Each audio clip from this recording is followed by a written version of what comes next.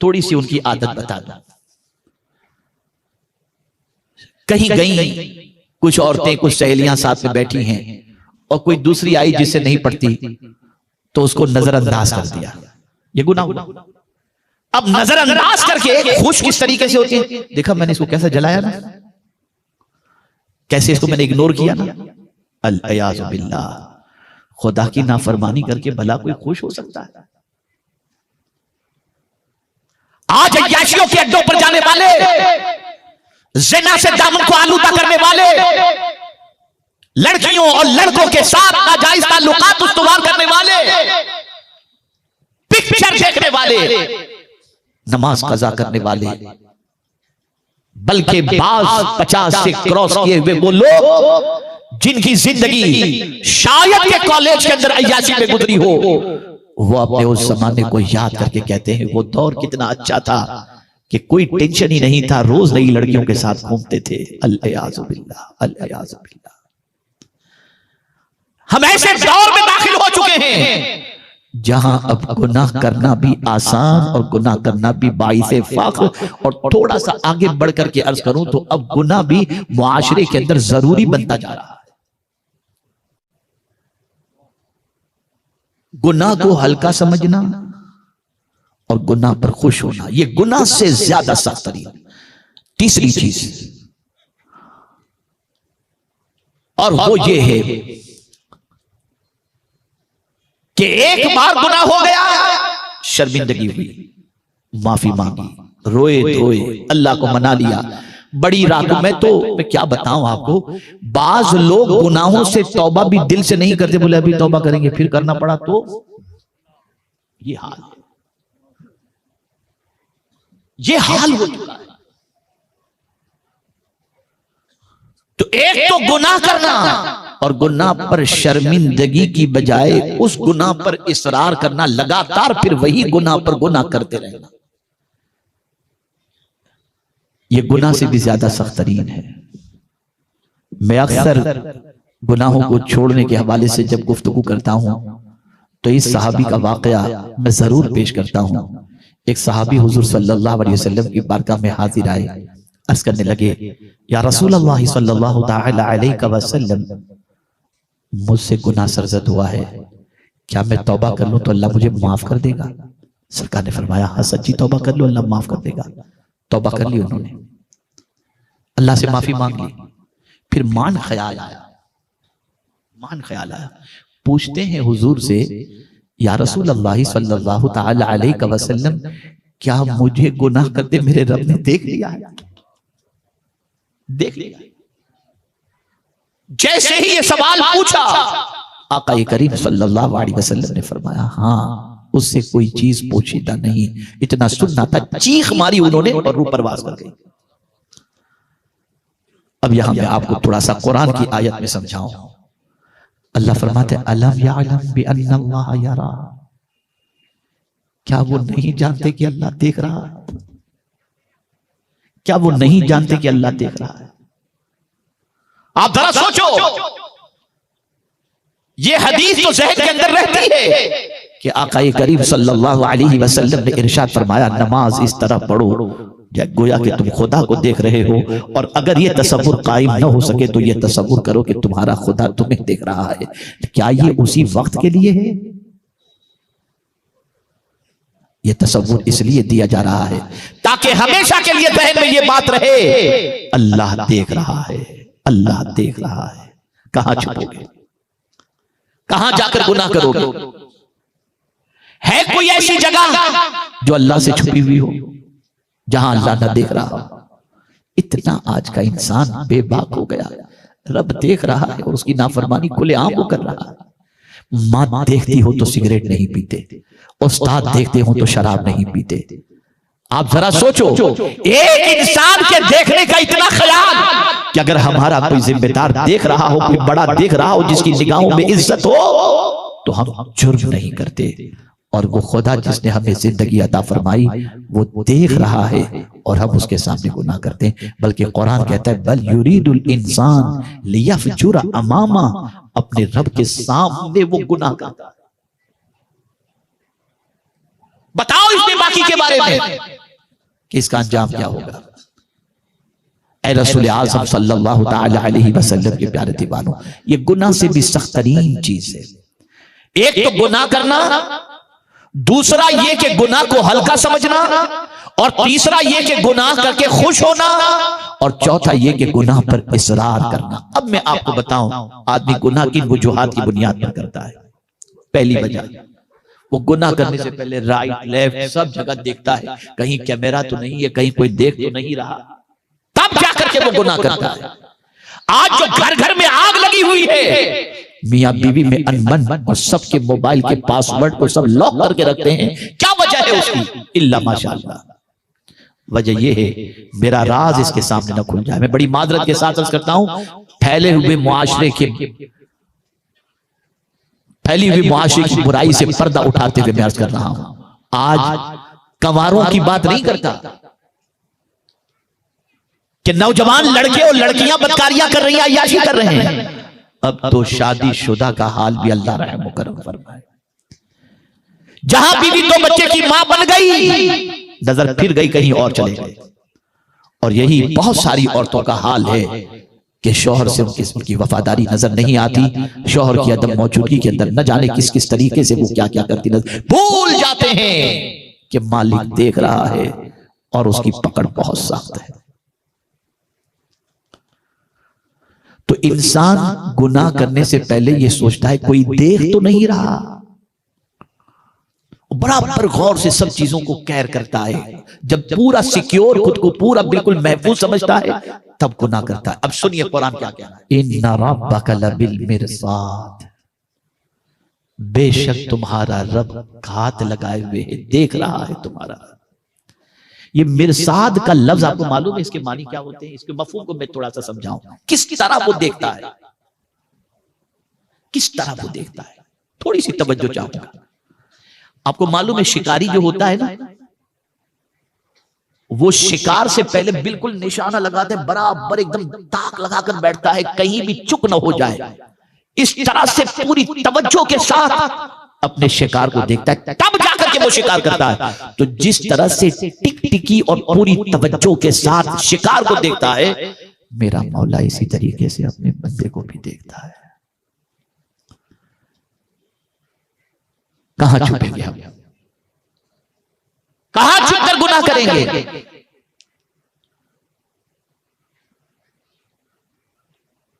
قرآن کہتا ہے ان اللہ لا یخفی علیہ شیء فی الارض ولا فی السماء، بے شک زمین و آسمان میں کوئی چیز ایسی نہیں جو اللہ سے چھپی ہوئی ہو۔ اب یہاں میں آپ کو آپ کے ایمان کی تازگی کے لیے اور رب کی مہربانی کی طرف توجہ کو مبذول کرانے کے لیے ایک بات عرض کروں۔ اللہ نے اپنے علم کا تذکرہ فرمایا، سبحان اللہ، وَمَا مِن دَابَّةٍ فِي الْأَرْضِ إِلَّا عَلَى اللَّهِ رِزْقُهَا وَيَعْلَمُ مُسْتَقَرَّهَا وَمُسْتَوْدَعَهَا، ہر جاندار کے رزق کا ذمہ اللہ نے لیا کہ سب کو وہ روزی عطا فرمائے گا۔ پھر یہ جو اس نے فرمایا نا، اسے سمجھو، فرماتے وَيَعْلَمُ مُسْتَقَرَّهَا، وہ مخلوق کہاں کہاں موجود ہے میرا مولا سب جانتا ہے۔ اگر چونٹی پہاڑ کے اندر ہے تو میرا خدا وہاں بھی رزق عطا کرتا ہے، اور مچھلی سمندر کے اندر ہے تو میرا خدا وہاں بھی اسے روزی عطا فرماتا ہے۔ وہ جانتا ہے اس سے کوئی چیز چھپی ہوئی نہیں، کوئی چیز چھپی ہوئی نہیں، کون کہاں ہے، اس لیے سب کو میرا کریم رزق عطا فرماتا ہے۔ جس کی نگاہوں سے کوئی مخلوق پوشیدہ نہ ہو، اس کی نگاہوں سے اس کا بندہ کہاں پوشیدہ رہ سکتا ہے؟ تو گناہ کرنے کی ایک وجہ یہ ہے کہ آدمی چھپ کر گناہ کرتا ہے اور سوچتا ہے کسی کو اس کی خبر نہیں۔ کیا خدا سے بھی بڑھ کر کے کوئی ہے؟ اس سے بھی چھپ سکتے ہو؟ نہیں چھپ سکتے، نہیں چھپ سکتے۔ ارے آپ وجود کے چھپانے کی بات کرتے ہو، وہ تو اتنا علیم بذات صدور ہے کہ ہمارے اور آپ کے دل میں کیا ہے وہ بھی وہ جانتا ہے۔ یعلم خائنۃ الاعین وما تخفی الصدور، دل کے چھپے ہوئے بھید کو بھی وہ جانتا ہے۔ چلیے اب تھوڑا سا اور آگے بڑھو۔ آدمی گناہ اکیلے میں کرتا ہے، اس لیے گناہ کرنا ہو تو کسی کو ساتھ نہیں لے جاتا۔ گناہ کرنے کے لیے اکیلا جاتا ہے، وہ سمجھتا ہے کوئی ساتھ میں نہیں ہونا چاہیے ورنہ راز فاش ہو جائے گا۔ یہاں بھی قرآن نے ضرب لگا، بندے تو اکیلا کب ہے، تو اکیلا کب ہے، اور کہاں تو اکیلا ہے؟ اللہ فرماتا ہے وَهُوَ مَعَكُمْ أَيْنَمَا كُنْتُمْ، وہ تمہارے ساتھ ہے تم جہاں کہیں بھی ہو۔ آپ ذرا سوچو، پروردگار جل جلالہ ہم جہاں کہیں بھی ہیں، اس کی صفت اس کی ذات کے حوالے سے فرمایا گیا کہ اللہ عز و جل تو ہر مکان سے پاک ہے، لیکن فرمایا وَهُوَ مَعَكُمْ، وہ تمہارے ساتھ ہے۔ بلکہ قرآن میں تو اللہ عز و جل صحابہ تابعین جب اس چیز کو پڑھتے کہ اللہ تمہارے ساتھ ہے تو پھر یہ سوچتے کہ ہم کون سا عمل اختیار کریں جس کی وجہ سے اللہ کی نصرت ہمارے ساتھ ہو، تو پھر وہ ایسے اعمال کی طرف متوجہ ہوتے جن اعمال کی بنیاد پر قدرت کی رحمت ان کے ساتھ ہوتی۔ ان اللہ مع الذین اتقوا والذین هم محسنون، ان اللہ مع الصابرین، یہ ساری آیتوں کی بنیاد پر ان اوصاف کو اختیار کرنے کی کوشش کرتے۔ اگر کوئی شخص تنہائی میں گناہ کے دروازے پر دستک دیتا ہے تو اسے سمجھ لینا چاہیے کوئی ہو یا نہ ہو اللہ تمہارے ساتھ۔ کہاں جاؤ گے گناہ کرنے؟ کہاں جاؤ گے؟ اب یہ ہے کہ میرے پیارے آقا صلی اللہ تعالی علیہ وسلم کے پیارے دیوانوں، اللہ عز و جل کو ہم کیسے راضی کریں اور اللہ عز و جل کا ڈر کس طریقے سے اپنی زندگی میں پیدا کریں۔ میں جوانوں کی ایک بڑی تعداد دیکھ رہا ہوں۔ جوانوں اپنی زندگی کا مقصد سمجھو، اللہ کی عطا کردہ زندگی کے مقصد کو سمجھو۔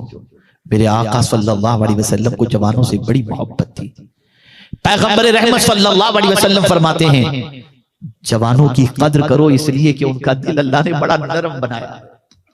جوانوں کی بہت دل نرم ہوتا ہے اور اسی لیے بہت جلدی لڑکیوں کے فریب کے اندر وہ آ جاتے ہیں، جوان پھسل جاتا ہے، بڑا نرم دل ہوتا ہے جوان۔ بلکہ حضور صلی اللہ علیہ وسلم نے فرمایا میں نے دین کی دعوت پیش کی تو جوانوں نے جلدی قبول کر لی، یہ حضور فرماتے ہیں۔ اب آئیے ایک جوان کی بات کہ کیسے آپ کو اپنی جوانی گزارنی ہے، اور اسی پر میں اپنی گفتگو کو ختم کرتے ہوئے ایک پیغام آپ کو دوں گا، اور وہ پیغام یہ ہے پوری دنیا میں کوئی جگہ ایسی نہیں کہ ہم اللہ سے چھپ کر کے گناہ کر سکیں، اور بے باکی کے ساتھ اس کی پرواہ کیے بغیر اگر کوئی گناہ کرے گا تو اس کا انجام کیا ہوگا؟ تو اللہ فرماتا ہے ان بطش ربک لشدید، کہ بے شک تیرے رب کی پکڑ بہت سخت ہے، اور جب وہ پکڑے گا تو کوئی دنیا کی طاقت چھڑا نہیں سکے گی۔ آئیے ایک جوان کا واقعہ آپ کو سناؤں۔ حضرت جنید بغدادی رضی اللہ تعالیٰ عنہ کا ایک مرید تھا،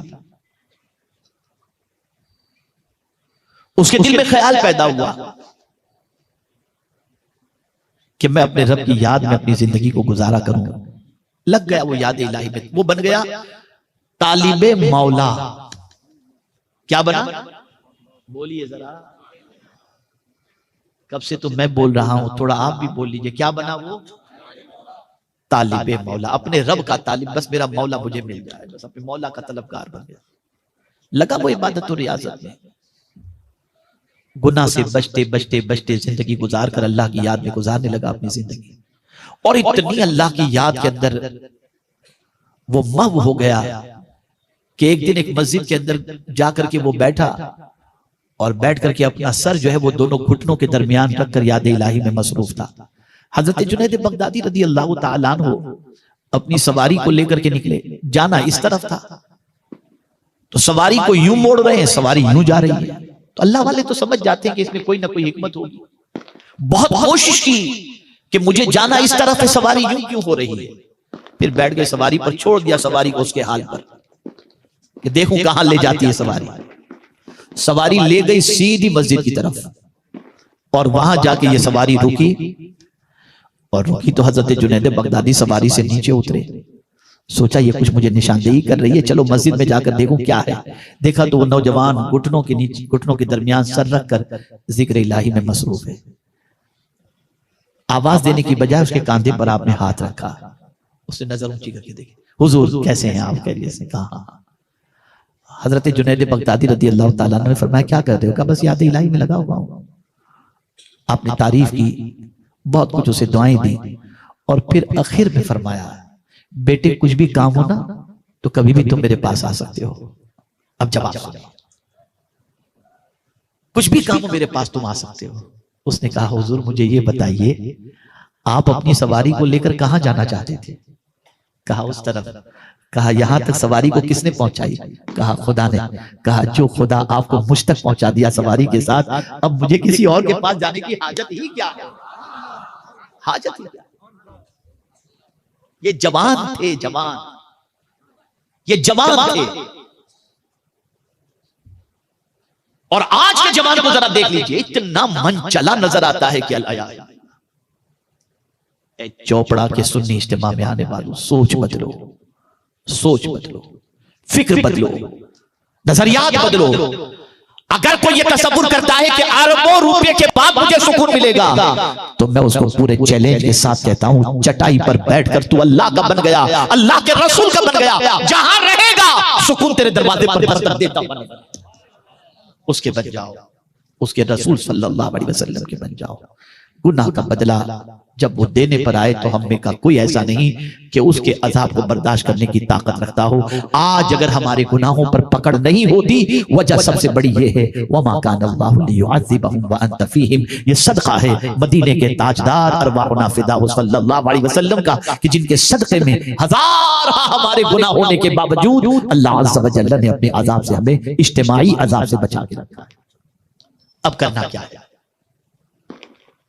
ہو گئی گناہ، دامن آلودہ ہو گیا، بس کرنا اتنا ہے کہ آنسو بہانا ہے، رونا ہے، اپنے رب کو راضی کرنا ہے، اپنے رب سے معافی مانگنا ہے، سچے دل سے معافی مانگنا ہے، سچے دل سے۔